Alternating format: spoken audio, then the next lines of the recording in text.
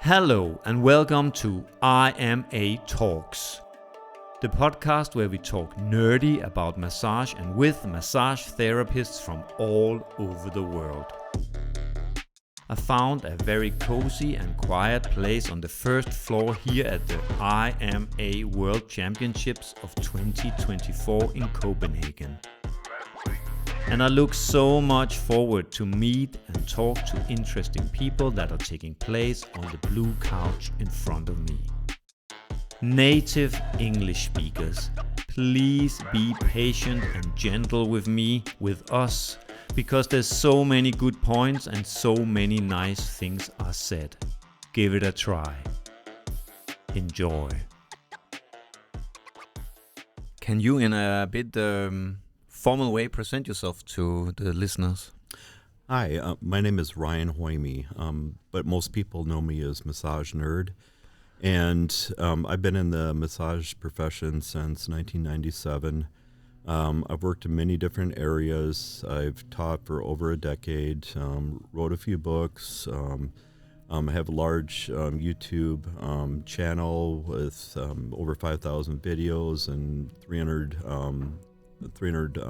million views and stuff. So I've definitely gotten out there, but I didn't want to be known in the massage industry. I did it for my students.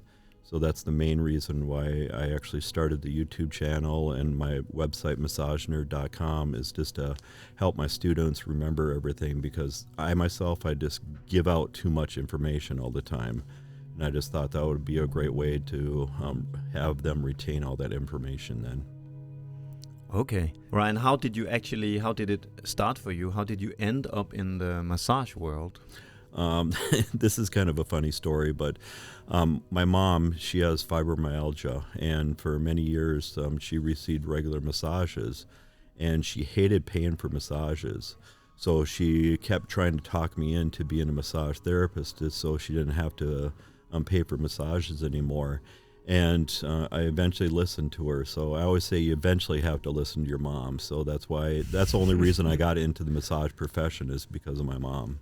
But did she then sneak you into giving her a massage? Yep, I gave her a lot of massages, and especially when I taught for over a decade too, I would always bring her in, and the students would practice on her just because she has a lot of health ailments and stuff. So it definitely gave them a lot of practice too, and it benefited her on a regular basis. Mm-hmm. Yep. What age are we talking here? How old were you when this started? I started when I was 24 years old. Mm-hmm. So. Yep, and I'm almost 52 now. So yeah. Yep. Did you? It's very interesting to me because I heard similar stories. What experiences? Did you then make there in the first time massaging your mother? Did you find out that you were good at it, or how? Yeah, kind of.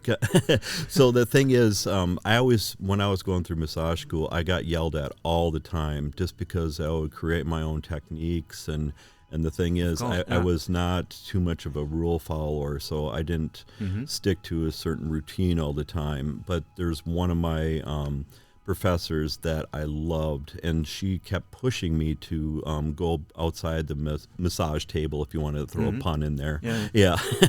But she actually praised me for doing different things and thinking different ways, because I wasn't the cookie cutter kind of thing then. So, and that I think helped me in my career in a way too, because I became a lot more creative with things.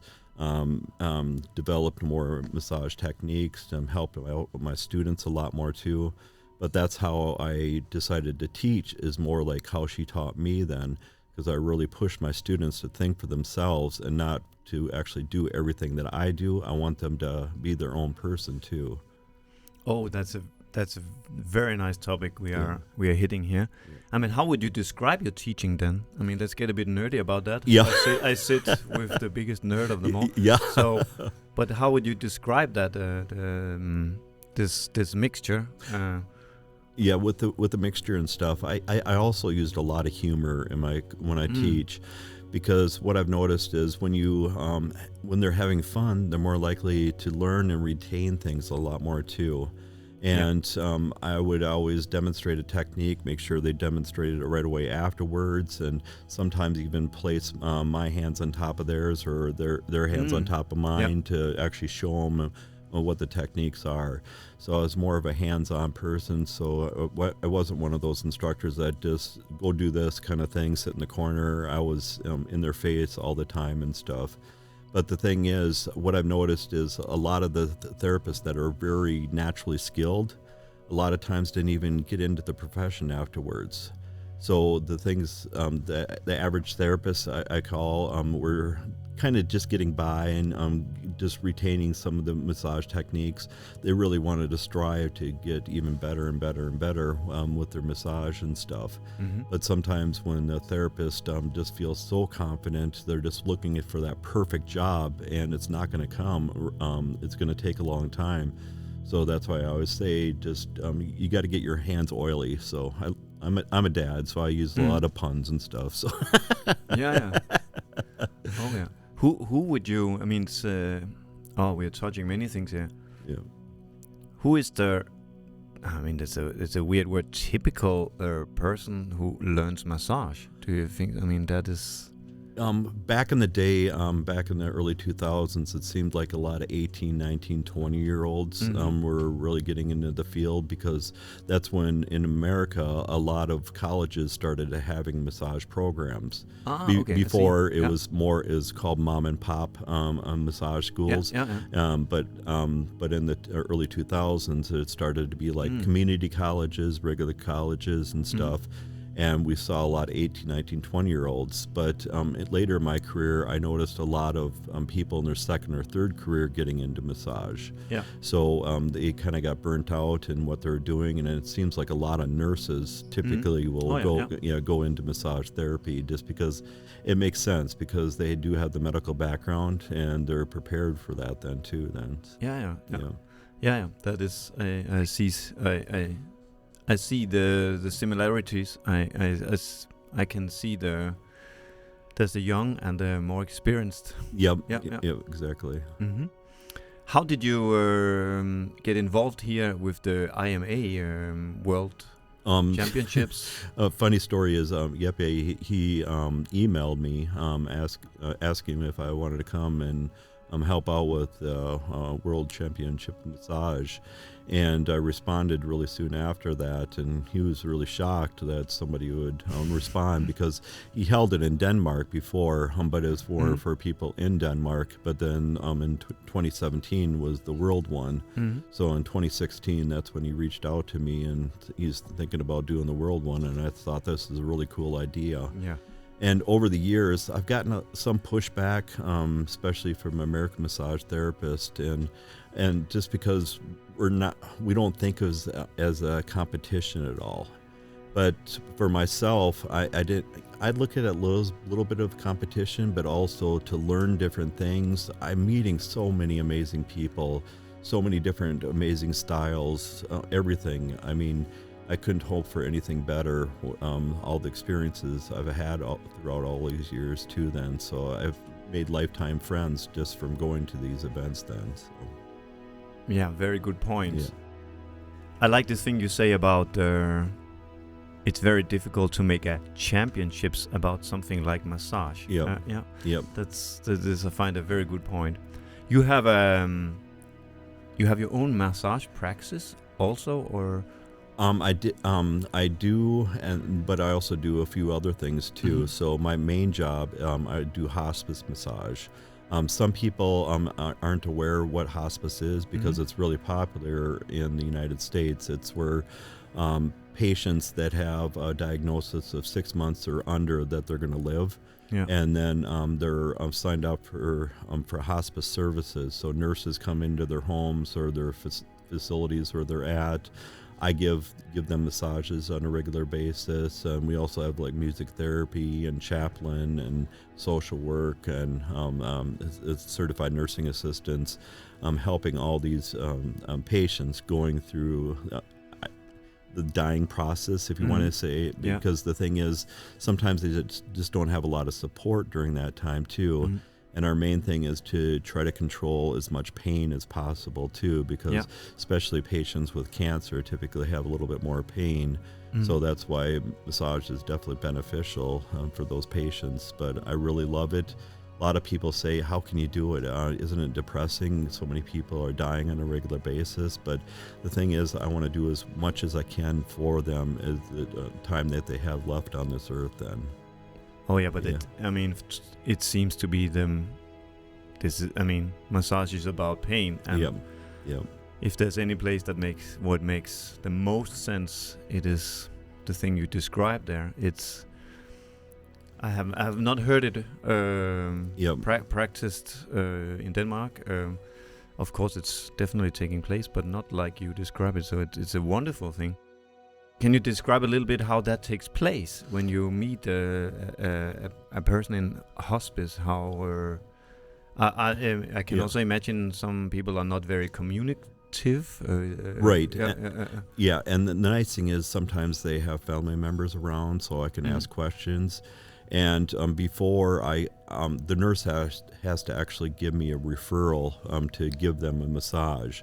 So the nurse, when they do intake and get all their health history and everything else, so I have to read over all that too and see if there's any specific ailments or problems or things I can focus on or things to stay away from then too. So the nice thing is it keeps my mind really fresh just because there's so many different ailments, diseases, and stuff that these patients have. So I have to constantly keep up on it too. I mean, every now and then I get stumped and I've never heard of this disease before. So then I do a lot of research on it too and stuff and try to find those, what can actually work and what can't work with these patients then too. And massage isn't for all of them. I mean, every now and then, sometimes they just don't want to be touched. Sometimes, and then I've had patients that didn't want to be touched, and then eventually they want another They want a referral down the road because I'm in more pain and I'm willing to try this now, kind of thing. So I leave it up to them. So I'm not forcing massage on them, and just seeing if they're willing to accept it. Then. Oh, that's an amazing topic. I must really say. I mean. My experience of people in this situation is often also that they are exactly not touched and exactly very lonely. Yes, this is it's a incredible field that you're working in there. Yeah.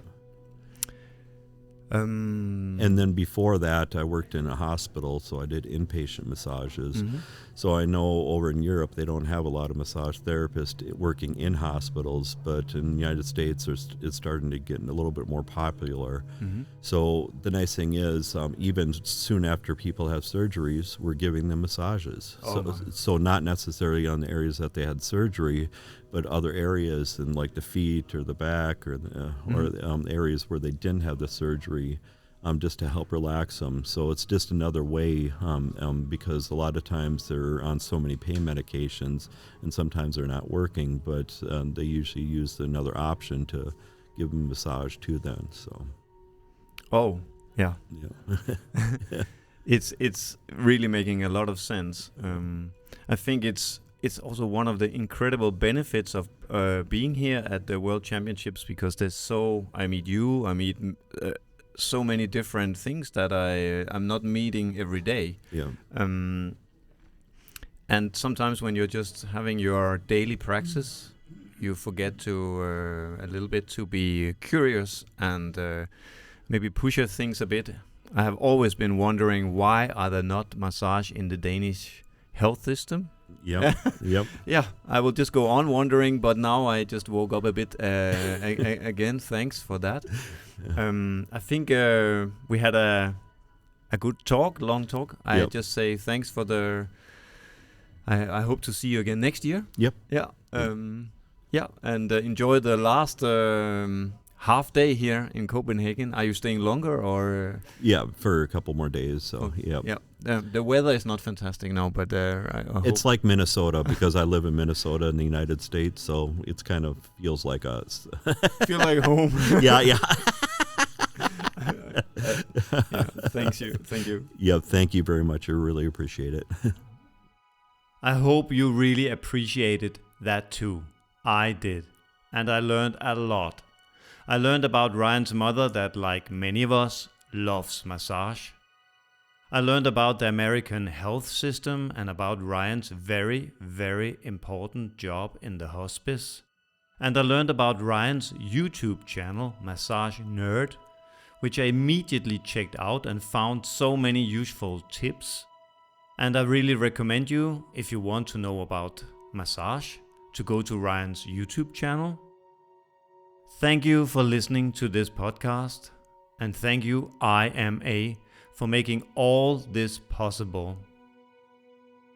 My name is Søren Dø, and remember, the future is in our hands.